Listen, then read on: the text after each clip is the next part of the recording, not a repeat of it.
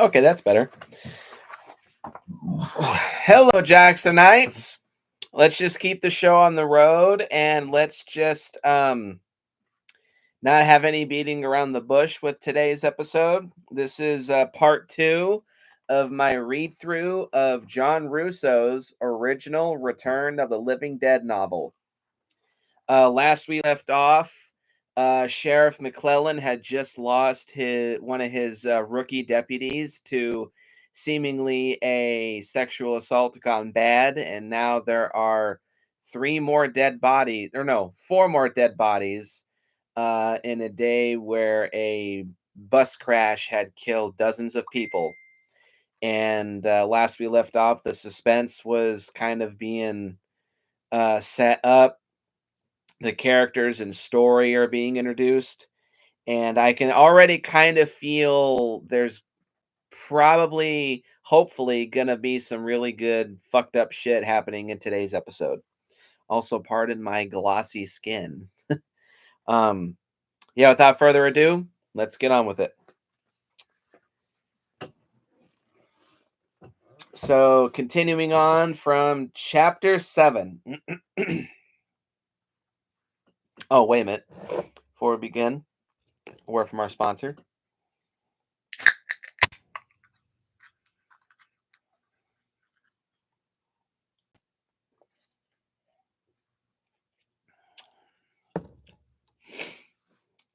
Chapter 7. Several hours past midnight, 2 bodies were delivered to the county morgue. Unloaded from an ambulance, they rested on wheeled stretchers wrapped in green clinical shrouds. 2 men from the coroner's office stood by while the morgue attendant and his assistant prepared the delivery papers for signature. "These the 2 from the park?" the morgue attendant asked. He already knew the answer to his question, but was making conversation. The attendant appreciated any company during the night shift. "That's them," one of the men from the coroner's office replied, more tersely than the morgue attendant would have liked. "How about Deputy Green and the woman?" the attendant continued, trying to prolong the conversation. "They're at O'Neill's funeral parlor." The morgue attendant, about to sign the delivery papers, lifted his pen from the form and looked up. "You know, it's a real shame about that Green fellow." "Yeah," one of the coroner's men said impatiently. The morgue attendant finally completed the signing of the papers. He scratched his head, looking at the bodies. "We hardly have any room, what with that busload from this afternoon," he complained. "I'm sure you'll manage," one of the coroner's men said, as he and his partner wearily climbed into their ambulance and drove away. The morgue attendant and his assistant watched the ambulance go, then turned toward the shrouded forms on the stretchers. "Let's give 'em a free ride," the assistant said humorlessly. Entering the morgue, they wheeled the stretchers into a large, cold, sterile room filled with table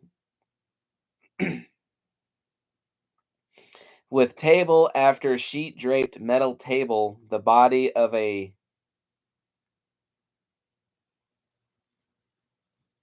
sheet draped table after metal table. Okay, John, you could have written a little bit better. The body of a bus incident victim lying on each one. They wheeled the new deliveries into place and turned to leave. Neither man noticed as Oh, uh-oh. Neither man noticed as the arm of one of the loosely covered bodies from the afternoon's disaster slid out from under its sheet and hung down. The fingers twitched almost imperceptibly. Uh-oh. The morgue attendant and his assistant returned to their office, and the attendant told the other man that it was his turn to make coffee. The small radio in the office was tuned to an all-night talk show. Someone had phoned in to say that 10 years ago, when the dead had come back to life, the authorities should have made more of an effort to find out exactly what had caused it, instead of suppressing it as soon as the thing had seemed under control.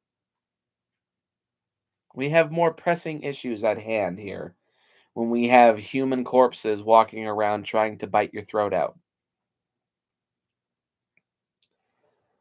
The caller suggested that it could have been caused by spores or something, and added that if there was something capable of sustaining life, or at least preventing complete and total death, maybe the spores or whatever the cause was could be studied and refined and used as a medicine.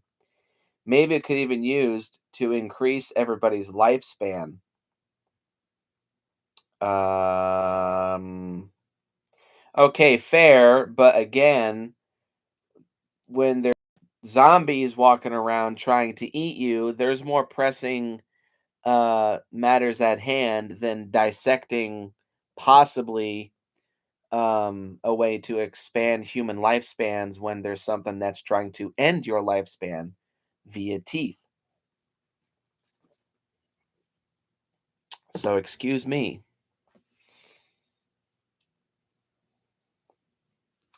The talk show host chuckled nervously and said the spores or radiation or whatever had caused the terror 10 years ago had been thought to have come from Venus, and scientists believe now that there was no life on Venus.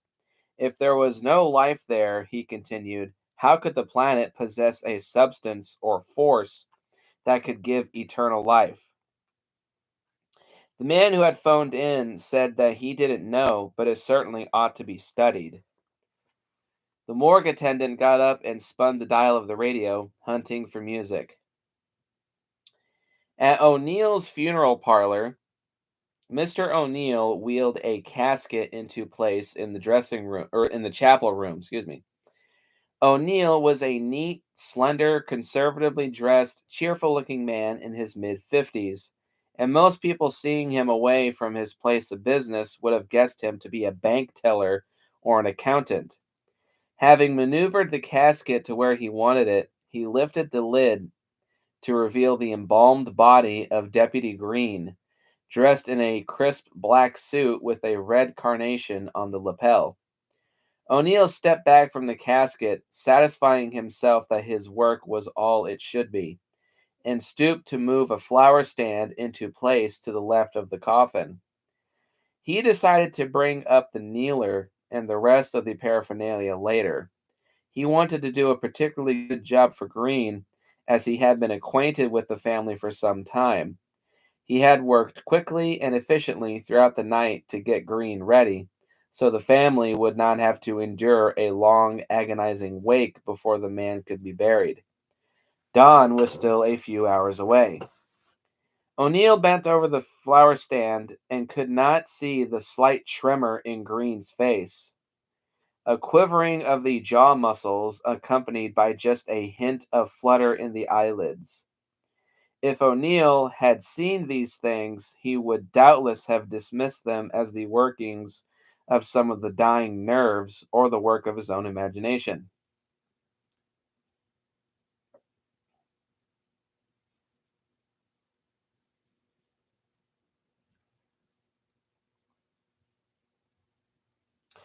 Oh, we may be having a gargantuan continuity error with this book coming up, but hold on a minute. A loud noise from the basement shattered the silence of the chapel, and O'Neill turned in alarm, heading for the staircase, muttering to himself. He descended the stairs quickly, passed through a basement storage room housing folding chairs, caskets, flower baskets, stands, boxes of funeral flags, candles, all the stock of a funerary establishment neatly arranged and ready for sale or use by clients. O'Neill continued briskly into the embalming room, where the bright light revealed a black and white cat standing on the body of the young woman who had been killed in the park. A sheet covered the still form up to the chin. The pieces of a broken bottle lay next to the body on the marble slab, the last few drips of fluid still dripping onto the floor. What had taken place seemed obvious to O'Neill, and he yelled exasperatedly at the animal, you bad cat! Now come away from there! He shooed the cat away with his arms, wiped up the fluid, and then dried his hands. His movements were slow and deliberate. It was late and he was very tired, but he had a full day ahead of him, beginning with an early morning burial, and he wanted to get all the embalming done during what remained of the night.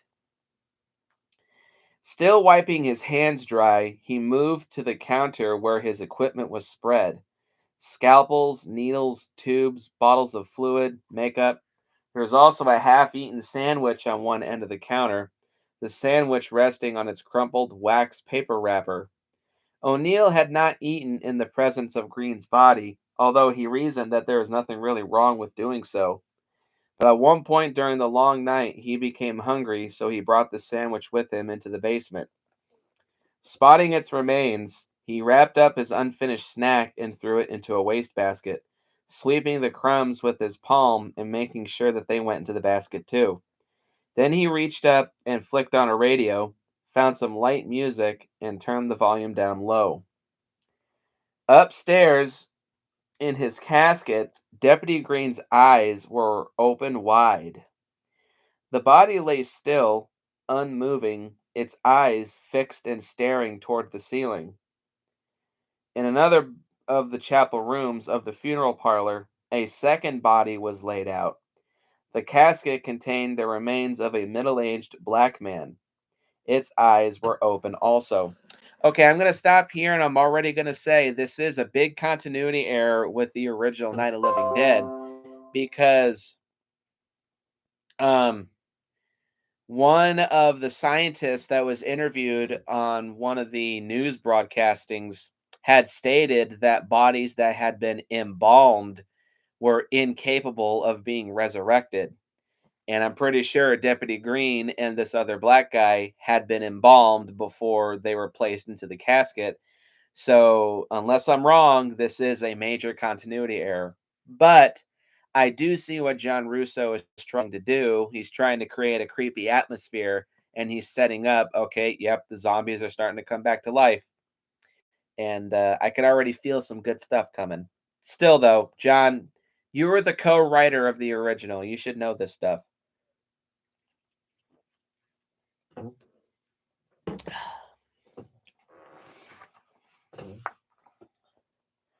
O'Neill stood at his work table, his back to the sheet covered body, mixing fluids with a steady hand, the soft music soothing his tiredness. He was humming quietly to the melodies, or with the melodies. Flask in hand, he turned around to walk to the slab on which the corpse rested. The still basement vibrated with the loudness of the man's horrified scream. Uh-oh. He backed up into the counter, his elbows knocking bottles and tools to the floor, the beaker in his hand crashing in a fountain of glass. The dead woman had raised her shoulders off the slab. See, this would be appropriate because she has not been embalmed. Her back arching, the sheet sliding down over her breasts as she sat up further.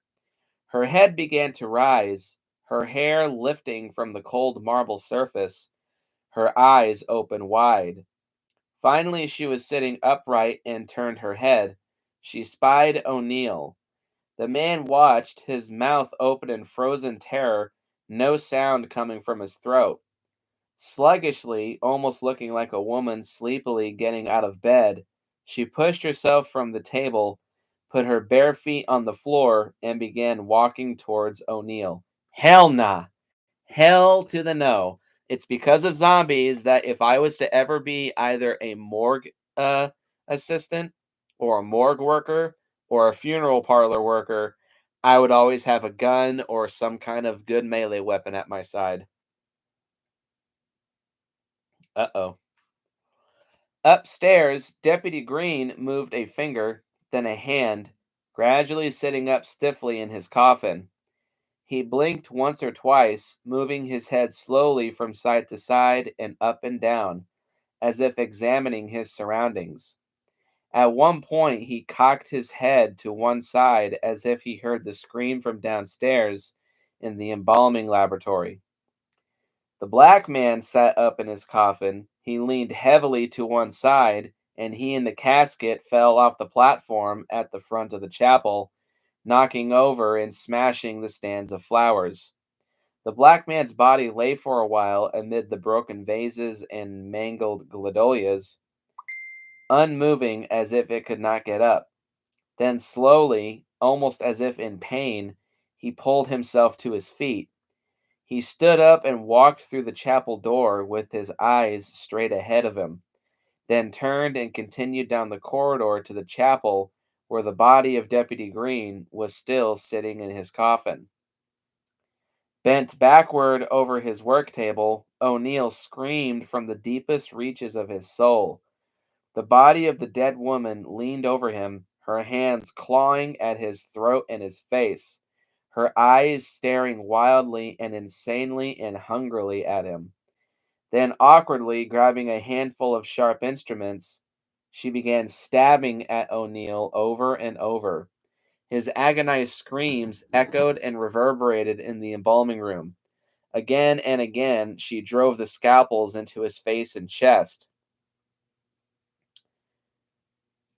Finally, the screams stopped. O'Neill's eyes bulged and blood gushed from what would have been his face as the creature over him continued to stab and stab long after the stabbing had accomplished its terrible purpose. Obviously, or maybe not obviously, but this feels like a reference to when Mrs. Cooper got killed by her daughter at the end of Night of the Living Dead.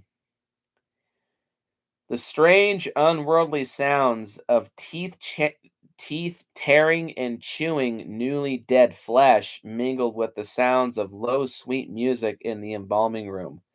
That would probably be a very creepy image.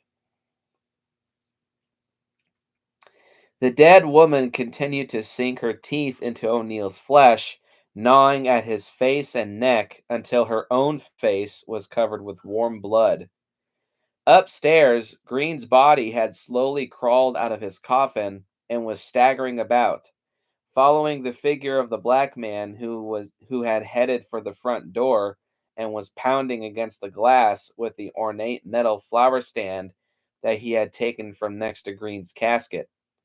The glass broke, the heavy metal dropping from the black man's hands.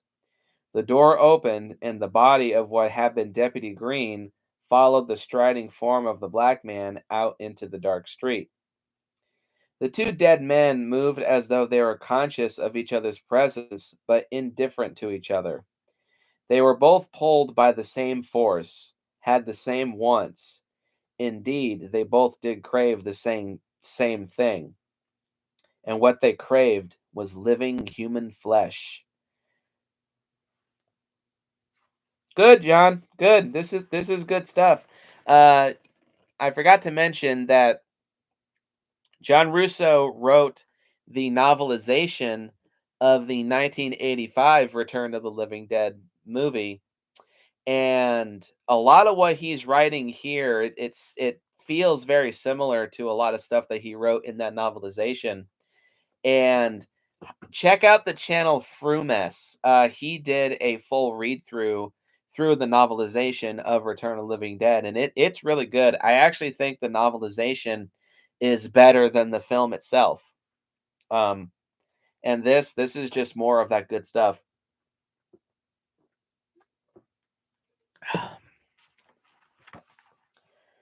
The sky over the county morgue was beginning to lighten. The corridors of the building were quiet except for the faint strains of an all-night country music program coming from the office of the morgue attendant and his assistant. The cold holding rooms were silent, the tables still covered with these sheet-covered bodies.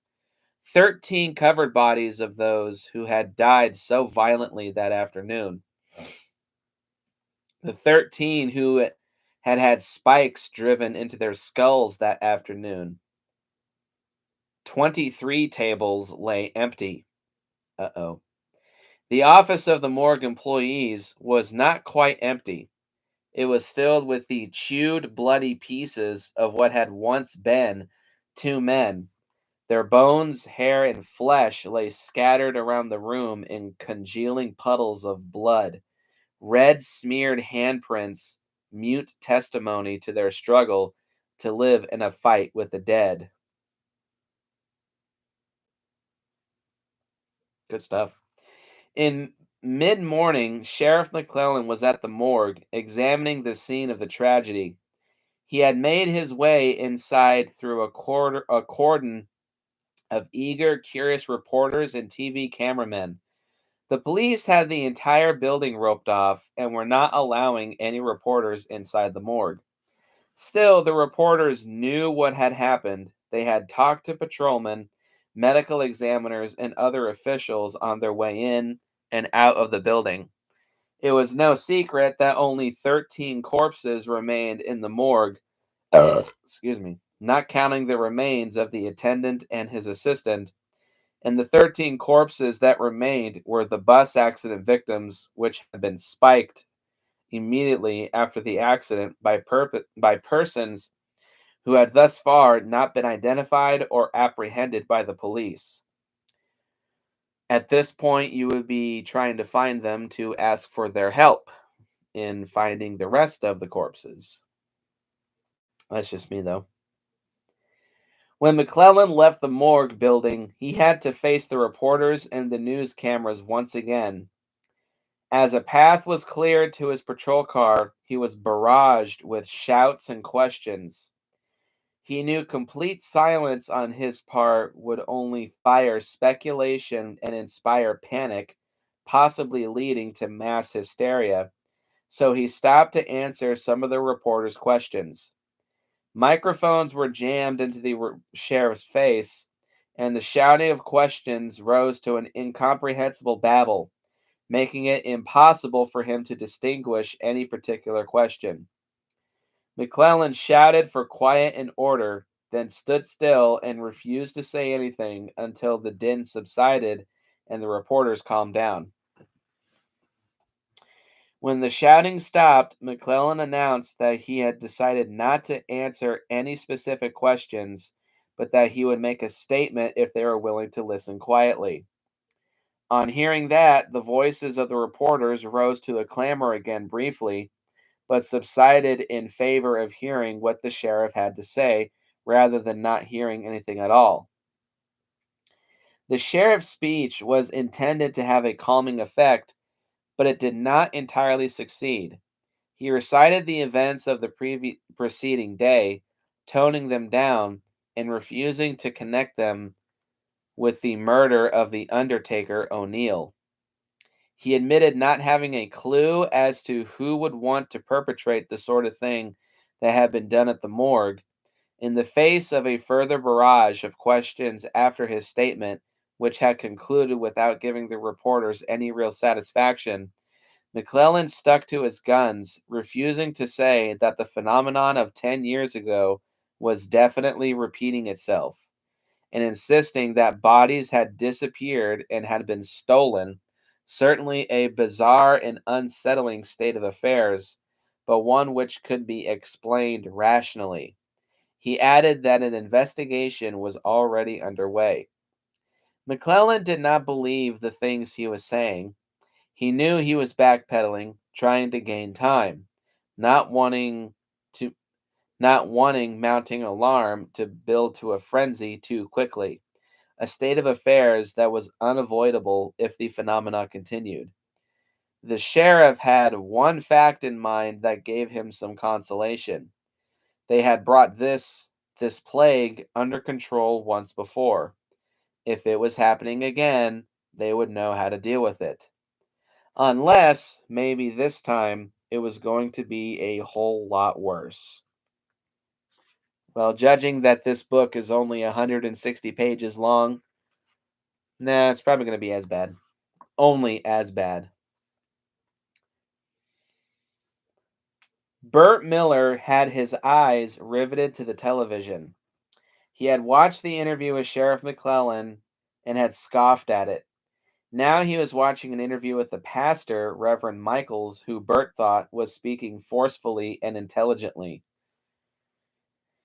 That morning, the Reverend had phoned a TV station, told them who he was, and confessed to having led a group of church members to the scene of the bus accident 3 days before, and that it had been their intention to drive spikes into the skulls of all persons killed in the accident.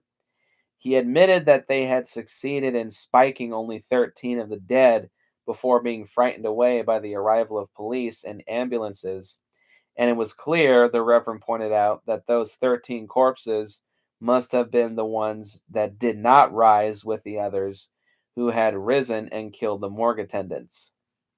Yes, the dead are rising again, Michaels was saying. This is the work of the devil in his battle against God's will. We live in a pagan society. We worship witchcraft and astrology and other forms of Satanism. Now we must call on the Lord to help us change our evil ways. No one wants to admit that what happened 10 years ago is happening again. We try to hide the horrible events from our memory, finding them too terrible to accept. But we cannot hide from the devil. Now he's forcing us to face reality again. The dead must be spiked. The body must be permitted to return to dust as the Lord intended. Only then can we rise when the Lord calls us on the last day. The soul is sacred. Sue Ellen jumped up from her chair and turned off the television. Angrily, Bert reached for the knobs, yelling, "Now stay away from it!" Sue Ellen stood in front of the set and confronted her father. "No, please, please leave it off. I can't stand all that talk anymore. It's all crazy. What you made us do, carrying all those dead bodies, I can't stand it." Bert rushed towards his daughter, grabbed her by the shoulders, and shook her. "Didn't you hear what the Reverend said? It's that plague coming back, and we've all got to get ready for it. It's the devil's work, and maybe we all deserve it." I hope Bert at least gets eaten. And this past, well, the pastor is kind of half right. He is right that a lot of people don't want to admit that what happened 10 years ago happened, and they also don't want to admit that the dead are coming back to life. But weaving in the religious crap, that's just going to cause further panic and hysteria. But him saying all bodies should be spiked, that's true. I do agree with that. Sue Ellen began to cry. Annoyed, Bert looked around the living room where some of the windows had been boarded up. He had been sawing and hammering and pounding all morning while his daughters stayed in their rooms, too scared to come downstairs. Bert resented their not coming down and helping. What a fucking nice, pleasant man. In a weak and hopeless voice, Sue Ellen pleaded with her father, "Daddy, please. I can't stand all this. Why can't we just leave the dead people alone?" "Because they won't leave us alone," he bellowed. Well, he's not wrong there. "That's why. You didn't see it 10 years ago. I sent you away and you were lucky. But we're not running from the devil this time. We're going to stay and do our Christian duty." Still crying, Sue Ellen ran toward the kitchen as her two sisters entered the room and caught her in their arms. She squirmed free and ran up the stairs. "Spoiled brat," Bert yelled after her. Anne shot a look at her father, begging him with her eyes to calm down. In response, Bert pointed an angry finger toward Karen. "Look at your sister, knocked up by nobody knows who. If she knows, she sure ain't tellin'. Probably some drug crazy punk. Sometimes I'm glad your mother didn't live to see it." Turning, trying to hide the tears in her eyes, Karen hung her head and moved towards the stairs.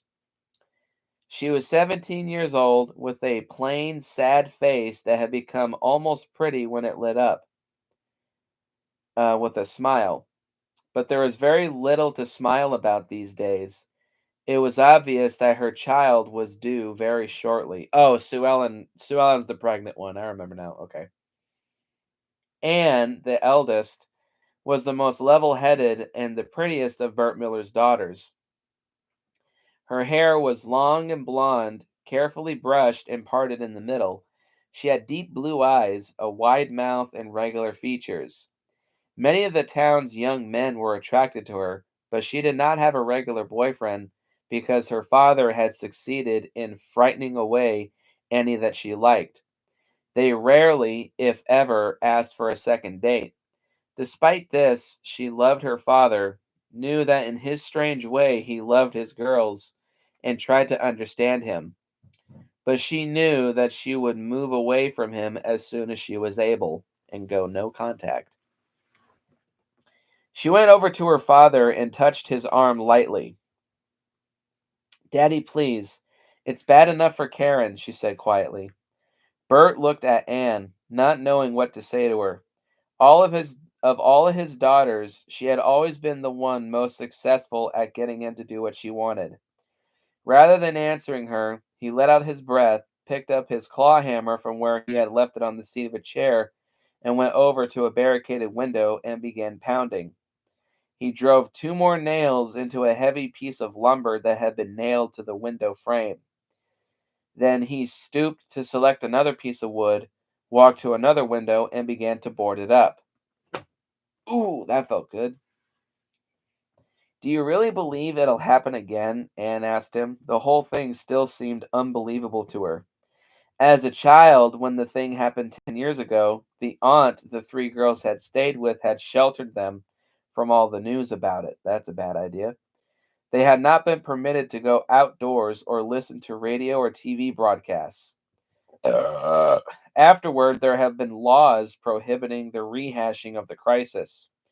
The excuses for this, whether proper or not, were that it would be morally and emotionally damaging to subject the populace to a repetition of the experience, that it was best to try to forget it, and that it was not likely to have to occur again. Wow, that is an ungodly stupid idea. Ungodly, absolutely stupid. That sounds like something a lot of people nowadays would want to do. Idiots.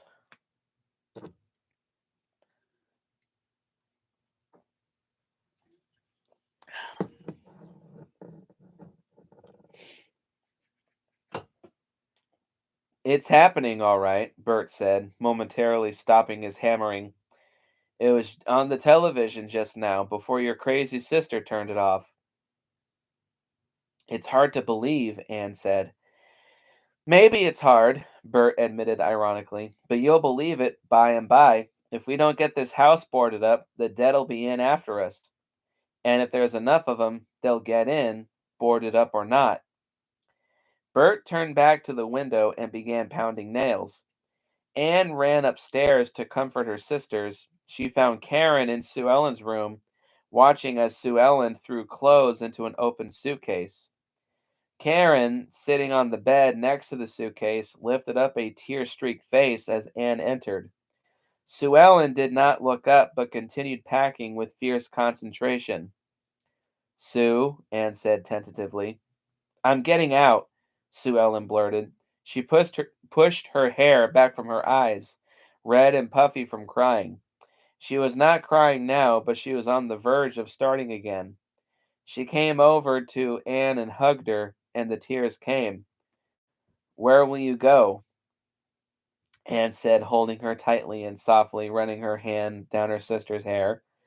Sue Ellen stepped back and blotted her contorted face with a handkerchief.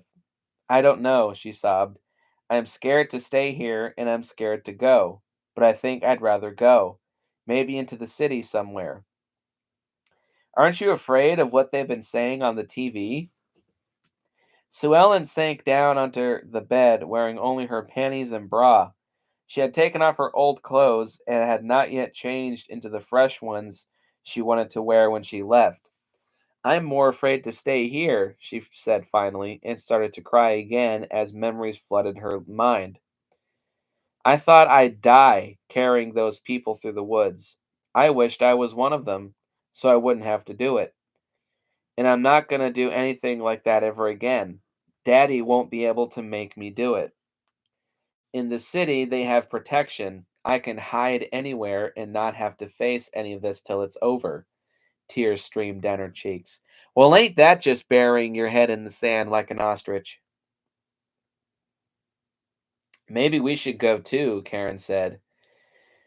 No, I don't think it's right to go, Anne said to Karen. We can't all leave Daddy now. He's boarding up the house to protect us. We'd be all right. Sue Ellen can go, but we too should stay here and help him. Karen, Sue Ellen said, I know your baby will be beautiful.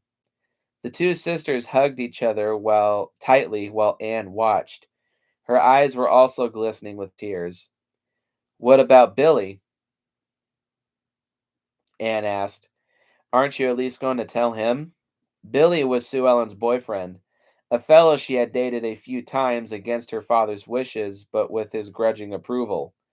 Things were not serious between her and Billy. They had known each other too short a time. They had a good time together, and she was beginning to care for him, but did not feel seriously committed yet. I don't know what to tell Billy, Sue Ellen said. If we had a telephone, I could call him. I've got to get out. Maybe I can write to him or something. Having finished her packing, she slammed shut her suitcase and went to her chest of drawers to begin putting on fresh clothes. Her sisters watched Sue Ellen get ready. They did not like to lose her, but felt it would only be temporary and might even work out for the best. Well, judging by the ending of this book, I don't think it ends up very well. Chapter 9. Excerpt from a civil defense broadcast. Authorities advise utmost caution until the menace can be brought under absolute control. Eyewitness accounts have been investigated and documented. Corpses of vanquished aggressors are presently being examined by medical pathologists, but autopsy efforts have been hampered by the mutilated condition of the bodies. Security measures instituted in metropolitan areas include enforced curfews and safety patrols by armed personnel. Citizens are urged to remain in their homes. Those who ignore this warning expose themselves to intense danger, both from the aggressors themselves and from armed citizenry whose impulse may be to shoot first and ask questions never. Rural or otherwise isolated dwellings have most frequently been the objective of frenzied, concerted attack. Isolated families are in extreme danger. Evacuation attempts should be made in heavily armed groups and by motorized vehicles if possible.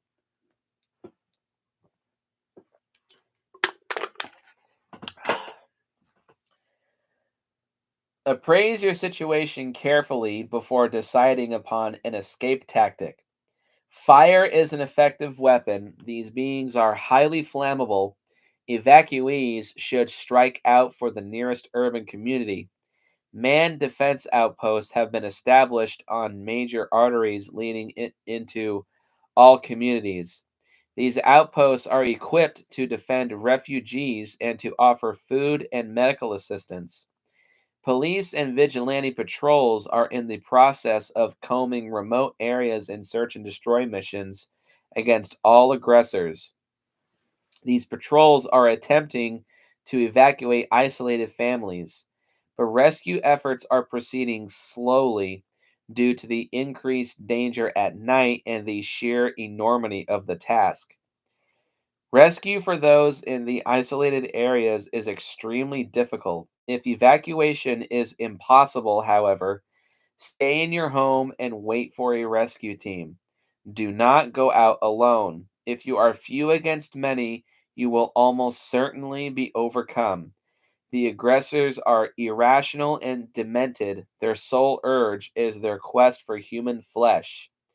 The ranks of the aggressors are constantly being swelled by fresh victims of the aggressors themselves and by those who have died during the emergency. With its catastrophic rate of mortality due to chaos, accident, and the turning of people against each other out of fear. The current rampage of lawlessness is increasing the numbers of the aggressors and hampering the efforts of law enforcement personnel who are trying to bring the menace under control. So I get the feeling that in today's society, a zombie outbreak would just completely fuck us over.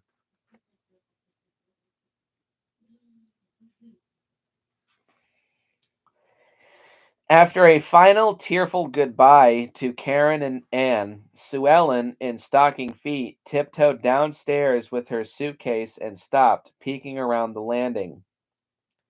Bert Miller sat dozing in an armchair, his hammer, saw, and tin of nails beside him on the floor. The living room windows, all four of them, were boarded solid, and the front door was bolted shut. Bert had further secured the door by means of heavy iron brackets and wooden bars, top and bottom, top, bottom, and center. The iron brackets were screwed into the door frame very solidly, and the wooden bores, twice as big as 2x4s, were slotted into the brackets so they could prevent any but the most insistent force from battering down the door, but could be removed easily to permit the occupants of the house to enter or exit, feeling very much like the farmhouse in the original Night of the Living Dead. Afraid to risk tiptoeing past her father and not wanting to disturb the barred door, Sue Ellen looked towards the kitchen. Its two windows and one door had been permanently boarded shut by two heavy nails driven into thick wooden planks. The kitchen offered no exit, and the house had no basement. Oh, that sucks. Sue Ellen realized that her father had done much toward making the downstairs impregnable. She thought he probably figured he could defend the upstairs against the slim chance that any aggressors could find a way to get in up there, or else he planned to board the upstairs windows later. Sue Ellen thought of going upstairs and asking one of her sisters to follow her back down and bolt the front door after she'd left. She wondered if they could do it quietly enough. Just then, Bert stirred on the chair, and Sue Ellen was afraid of losing her opportunity to escape by not taking immediate advantage of her father's being asleep. She knew she'd have to risk letting herself out somehow, and besides, she did not want to get either of her sisters in trouble. She knew her father would be furious at her leaving, and she didn't want to make things even more difficult for Anne and Karen.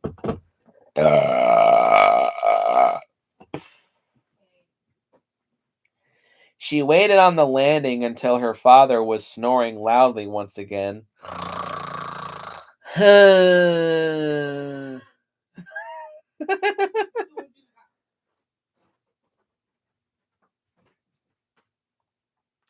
then she crept softly to the door, and holding her breath and terrified of dropping the heavy beams. Okay. As she lifted each one from its bracket, um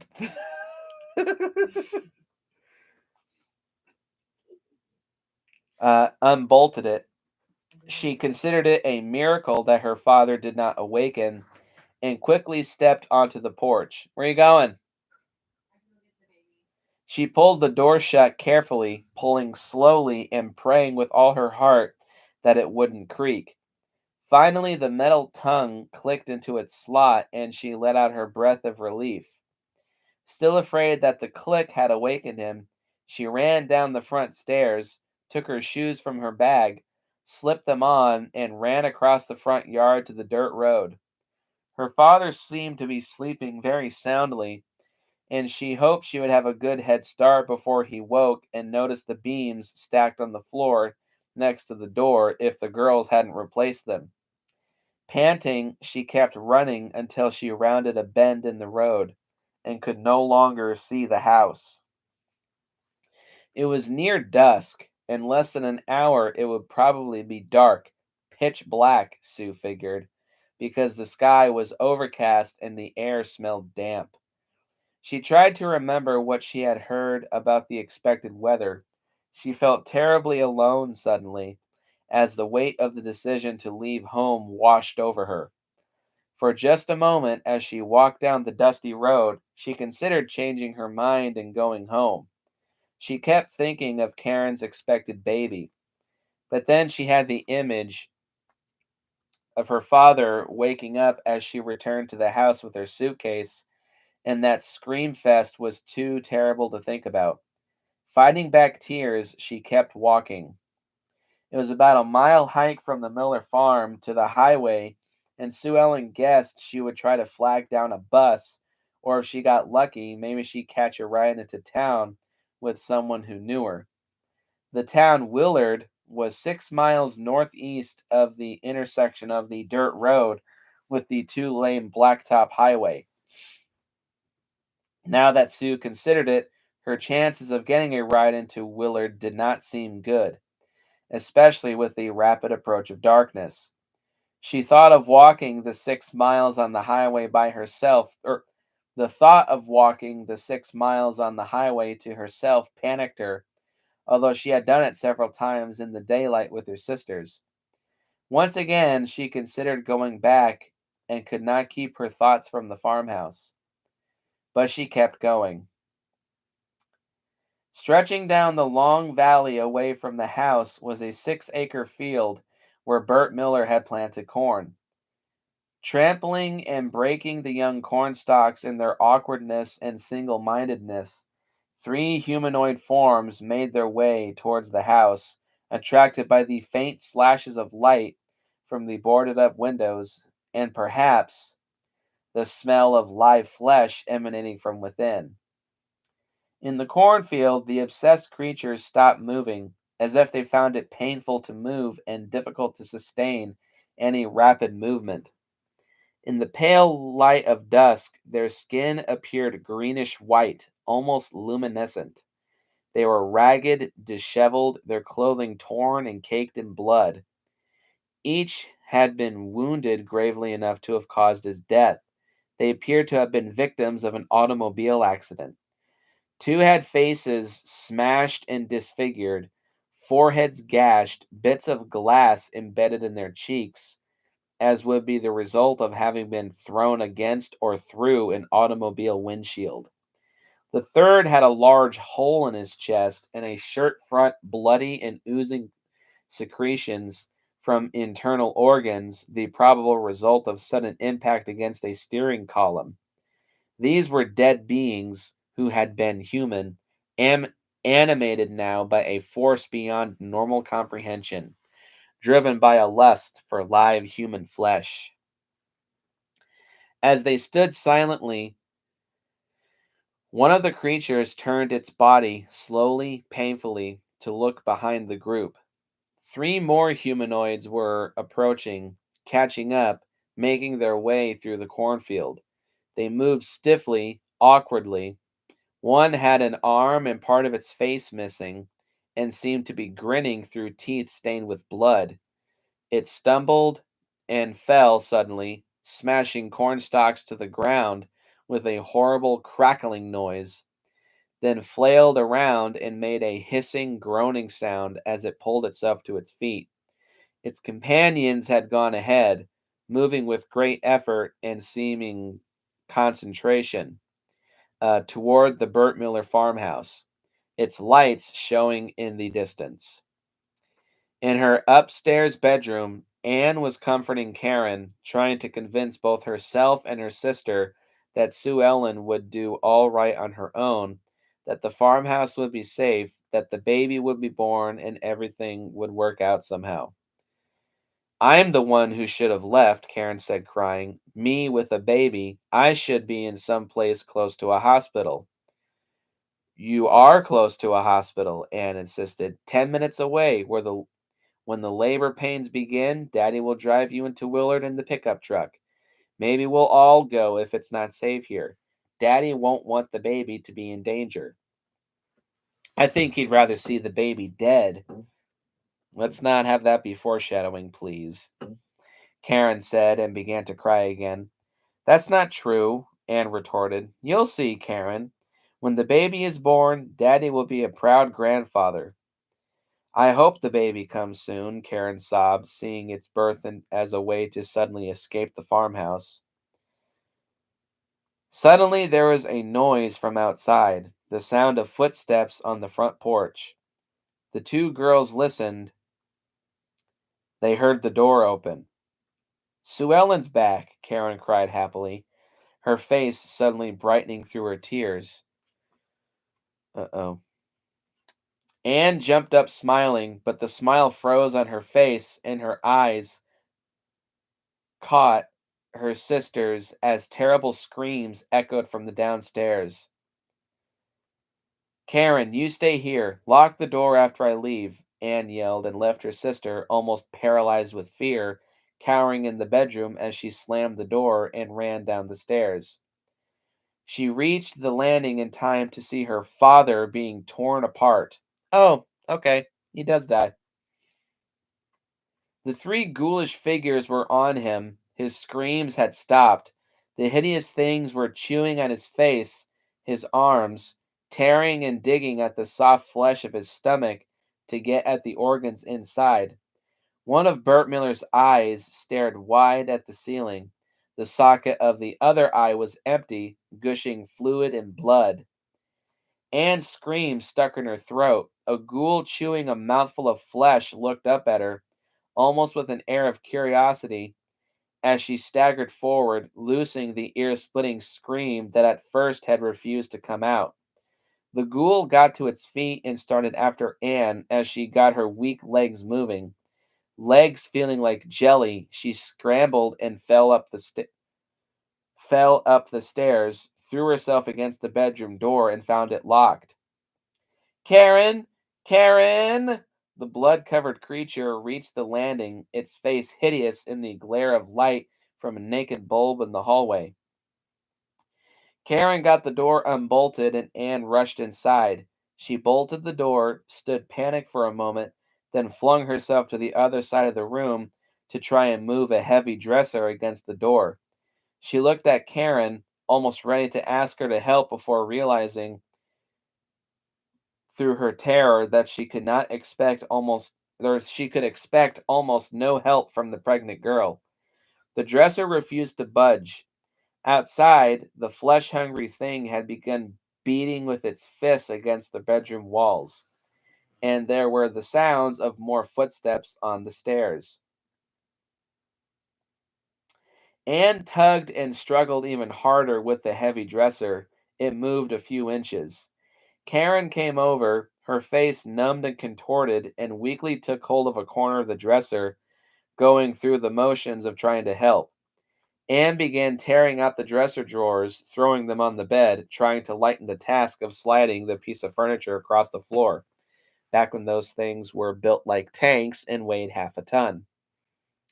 The bedroom door was beginning to give. Strangely, horrifyingly, the heavy steel bolt was holding, but the door itself was beginning to come apart, its wood splintering under the hail of blows from the creatures outside. The increasing force of the hammering and battering of many fists was destroying the door itself. The dresser began to slide again, moving a few more inches, then slammed into a wall. Anne could not angle it around the bed. Karen screamed, throwing herself to the floor, trying to force her swollen body under the bed. Yeah, that's not going to help for you. The thought leaped into her head that the ghouls might drag Anne away and leave her alone so she and her baby might survive. The terrible nightmarish idea that she was instantly ashamed of having thought, but all she wanted to do was survive.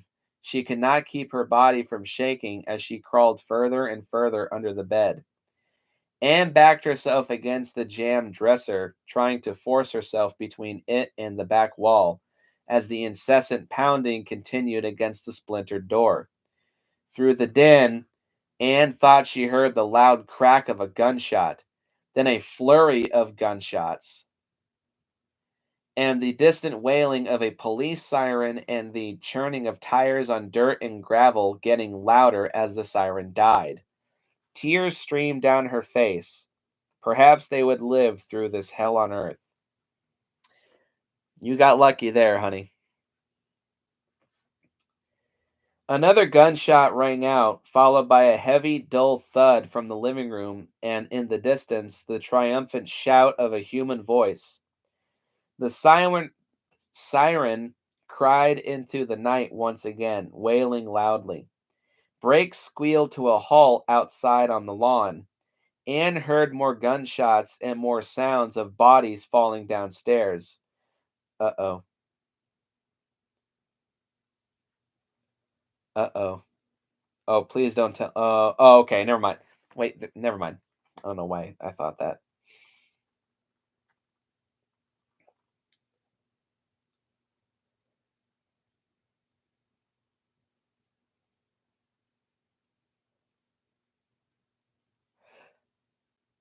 Okay.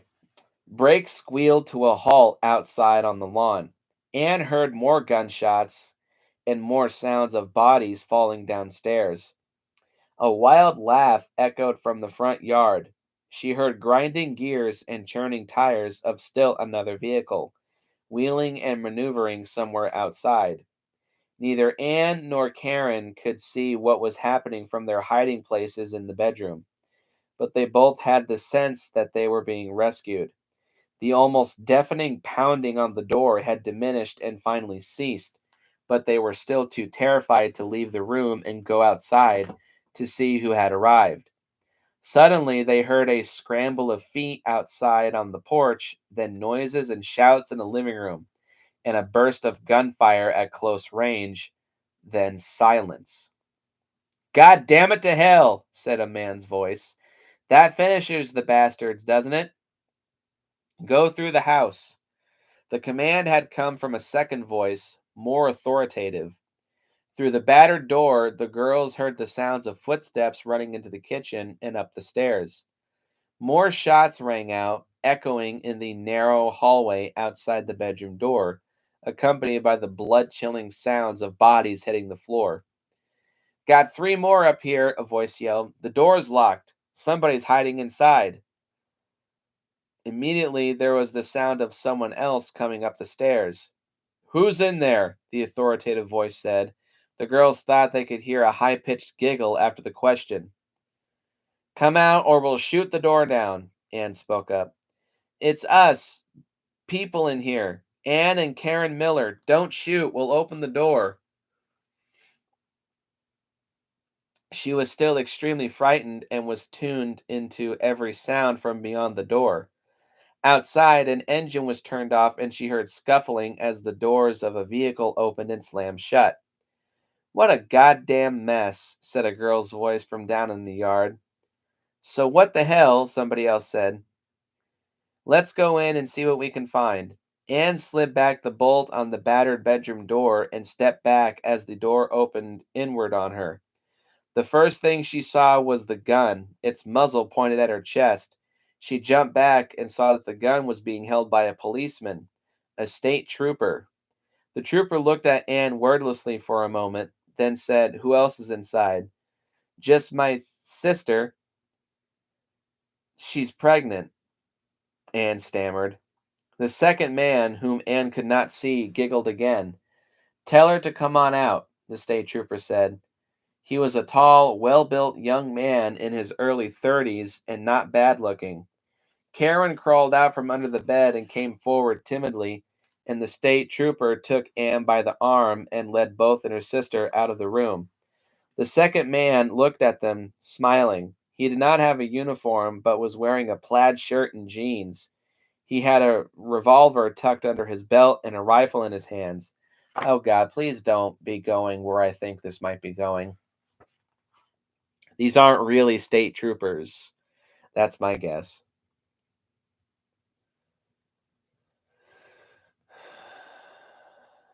Uh, mm, that's what it feels like anyway. You don't have to be afraid of us. We rescued you for Christ's sake, the man in the plaid shirt said. Without waiting for an answer, he pivoted, stepped over the body of one of the beings that had been gunned down in the hall, and disappeared down the stairs. Karen and Anne did not look at the dead bodies. Keeping their eyes straight ahead of them, they followed the policeman down the stairs and into the living room. They reached the landing in time to see their father's remains being dragged out of the living room and across the front porch. Karen gasped, threw herself against Anne, and began to cry. Anne cried softly also. Moments later, they heard the loud report of a single bullet fired from somewhere at the edge of the lawn. The state trooper looked at Anne apologetically. I'm sorry, he said in a low voice. No way around it. If we didn't do that, he'd try to get up again. They all do, lest the brain's destroyed. You might think you'd want him to be alive again, but you wouldn't, believe me. You wouldn't want him that way. I know, Anne said, in a strangled voice. It's all right, we understand. Ooh, that felt good. It's hard to accept, is all. But we'd like to bury him. Of course, the trooper said. The man in the plaid shirt stared at Anne from the doorway. He had been the one who fired the shot out in the yard. He holstered his revolver more slowly than necessary and picked up his rifle, which he had left leaning against the wall. He had a gleam in his eye and a grin that seemed perpetual but not necessarily friendly. That permanent smile gave a strange look on his face, which was not remarkable otherwise. His features were regular and his hair sandy and unkempt. He seemed to be in his early 20s. His physique was hard and wiry. Wiry. Flack is my deputy, the trooper explained. Mr. Flack, please see if you can see what happened to Wade and Angel. Right, boss, Flack said with a smirk. I have a hunch they're making things comfortable for our friends in the back of the truck. Want me to bring the friends in too? And how about the girl in the car? Bring 'em all in, the trooper said. At the mention of the girl in the car, Anne's heart jumped. We found a girl in trouble down the road, he explained. Rescued her. She seemed right out of her head. My name's Trooper Carter, by the way. John Carter. You can call me Mr. Carter. Anne led Karen over to a couch and they both sat down, not knowing what to say. John Carter sat in a chair, keeping his eyes on the girls, carefully scrutinizing them, then unholstered his service revolver, flicked open the cylinder, and began reloading, placing the empty cartridges in an ashtray and inserting new bullets from his belt. The girls turned to look as Flack re entered the room, backing through the doorway, carrying the legs and feet of a man who had been tied and gagged, while another state trooper had the man by the arms and shoulders. The man was dead weight, literally, and Flack and the troopers struggled with their burden, bringing the tied and gagged man to the center of the living room, where they let him drop heavily on the floor, and thought they handled him roughly like a sack of corn. Heavy son of a bitch, the trooper remarked to no one in particular. Let's go get the other one. That's Wade, Mr. Carter explained, gesturing with the hand that had been inserting bullets into the cylinder of his revolver. My partner, Trooper Wade Connolly. Wade stood up, drew himself tall when he saw the two girls on the couch, and made a movement to tip his hat before he and Flack went out again. Wade's a good man. All these people working with me are good people. Just then there was force foot fuck. Just then there were footsteps on the porch and a girl came in the house, pushing Sue Ellen ahead of her. She was helping Sue Ellen, supporting her with an arm around her waist. Anne jumped up. Sue Ellen looked stunned and disheveled. Her cheek was bruised and her lip was cut and bloody. I guess you know her. That's Angel, by the way, Carter said, seeing Anne rush to the girl, followed by Karen. They hugged her, half laughing, half crying. She's our sister. Karen gasped. Sue, what happened to you? She was unconscious, Angel began, but was interrupted by Flack and Wade dragging in another trussed and gagged prisoner, whom they proceeded to dump in the center of the living room next to the first one. Both tied and gagged men were in civilian clothes, in their late 20s or early 30s, and looked as though they had been roughed up. They darted their eyes about the room, taking in their surroundings, their glances fastening momentarily on each face for appraisal, although they were clearly powerless to do anything about their situation. Tough customers, Carter remarked, and Flack nudged one of the bound men with his foot and let out that strange giggle. Karen and Anne had stretched Sue Ellen on the couch with Angel helping them. As soon as she hit the couch, Sue Ellen lost consciousness and began to mumble deliriously. Neither Anne nor Karen can understand or make any sense out of what she might be muttering. Anne glanced up at Angel, trying to read the other girl's face for unspoken knowledge of whatever had befallen Sue Ellen. Angel bit her lip. She was unconscious in the car, she said. We thought we found her being attacked, trying to fight off some of those things. Flack saved her. She's been out of her head ever since. Oh, great. Is she going to be like Barbara? Did those things give her her wounds? Anne demanded. If they did, she's in terrible danger. If she dies, she'll turn into one of them. Yeah, I mean, I guess they did, sure. There's bruises and blood on her, but she ain't gonna die. She's just out of her head, is all. Excuse me. Nobody knows how to cure the disease those things got, Flack blurted out. If she dies, we'll have to make sure she don't get up again. There was no need for you to say that. No cause to frighten the girls, Carter admonished his deputy and fastened his eyes on Flack, staring them down. I'll say anything I damn well please, Flack spat. Just 'cause you got a uniform don't make you boss over me. I'll turn in my deputy badge. This struck him as being very funny somehow, and he laughed uproariously. Anne and Karen were not paying attention to the men. Karen was pressing her palm to Sue Ellen's forehead, while Anne had gone to the kitchen to make some cold compresses. Angel came over and put her hand on Flack's shoulder, but he knocked it away. The girl's eyes spat fire for a second, but she said nothing. Flack did not give her the courtesy of looking at her, instead stepping near to the prisoners on the floor. He nudged one of them with the toe of his boot.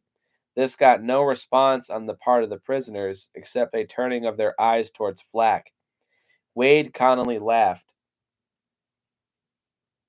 Tough customers, he remarked, as Carter had done earlier. He looked to Carter for approval, but Carter refrained from responding. A sulky look on her face, Angel had begun roaming idly and inquisitively about the room, stopping to examine various objects, pausing to look at and pick up ornaments on the mantelpiece, then setting the objects back down as though they disappointed her or weren't worth bothering with. She caught a glimpse of herself in the mirror, took out a comb, and began combing her long red hair. Her face was hard.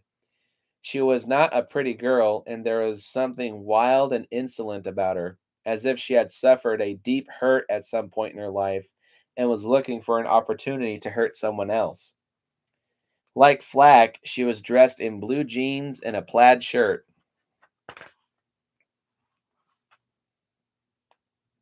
Okay, when I'm done with this chapter, I'm going to call it.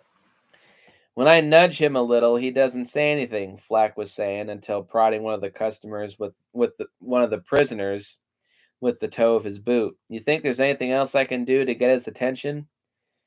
Beats me, Wade Connolly said, smiling, moving toward the front of the room for a look out the window. Flack lifted his foot and moved it into a position above the crotch of one of the prisoners. Leave those prisoners alone, Carter yelled and glowered at Flack. The look on his face caused Flack to put down his foot. The sound of an approaching vehicle could be heard in the room. What's that? Carter asked, his hand tightening on his gun. Wade Connolly bobbed his head, trying to find a place to peek through the narrow spaces of the boarded up window. Motorcycle, he announced, stopping. They all listened while the sound of the bike's engine cut off. Wade continued to watch through the window. Who is it? Carter asked insistently, looking toward the three girls. Probably Billy, Anne said, Sue Ellen's boyfriend. Come and look, Carter told Anne. The gruffness of the request startled her. She came over to the window. It's Billy, she confirmed. We'd better let him in. She didn't move to do it, however, because she looked behind her to see Flack and Wade Connolly with drawn pistols. Put your guns away, gentlemen, Trooper Carter said. The young lady will let the young man in. I presume he's young, he added, ushering Anne on the door. Anne opened the door, and Billy barged into the room and stopped short when he saw all the strangers. Anne, what's going on? Billy, Sue Ellen's hurt.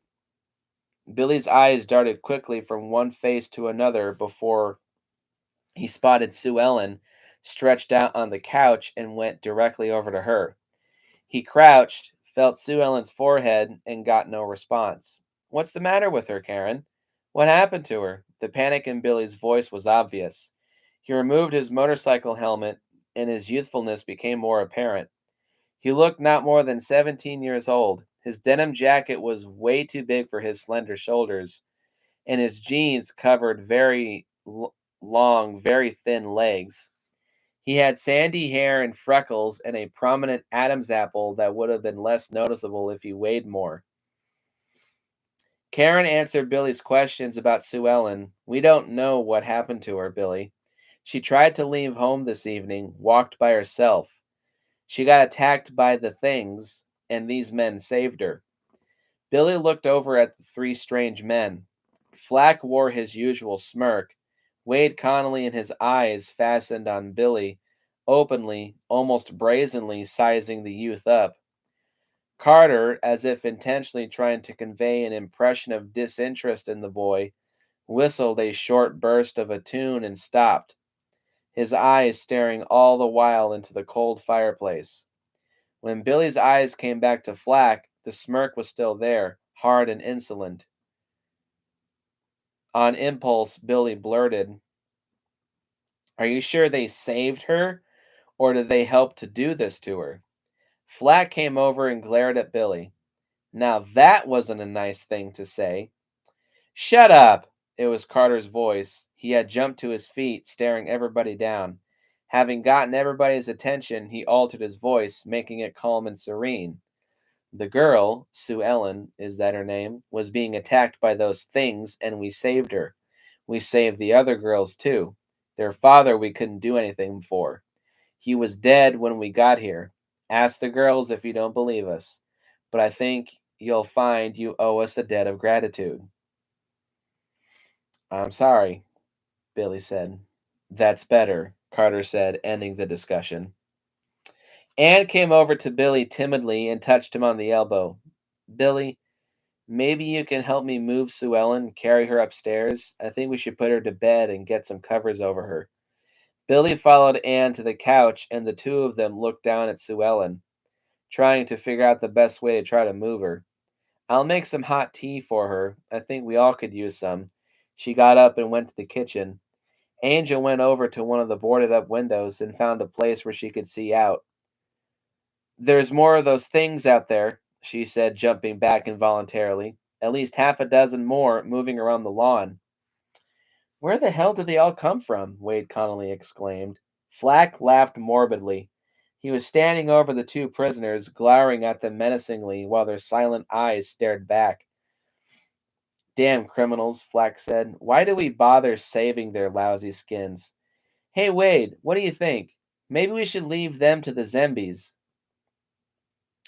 Wade grinned and nodded. He reached a foot out from where he was sitting and prodded one of the prisoners with his boot, in the same manner as one man might prod another with an elbow as if they were both enjoying a good joke. Flack walked over to Billy and Anne before they could begin moving Sue Ellen. In a sincere voice, Flack said, You'd do well to keep away from those two, he gestured at the prisoners. They're dangerous. Don't even know why we bother with them. Maybe we'll use them for zombie feed. Times like this, it's martial law, so to speak. Besides, the bastards don't deserve any human consideration. If I told you what they did, you'd want to help lynch them. Billy turned away, not knowing what to say. Anne bent over Sue Ellen, waiting for Billy to help her. They sat Sue Ellen up, and they each put one of her arms on their shoulders, holding onto her forearms, their other arms around her waist. Her feet dragged on the floor as they carried her to the stairway. Angel continued to stare after Anne and Billy and Sue Ellen long after the three had disappeared from view, though they could still be heard struggling in the stairs. In the kitchen, Karen was rattling cups and saucers, making tea. Alrighty. With that, I'm gonna stop right there. So shit's hit the fan, as I suspected. There's some good zombie action. There's some good suspense and good terror. Um, John Russo definitely does know how to write a good zombie book. Um, Not much else to say.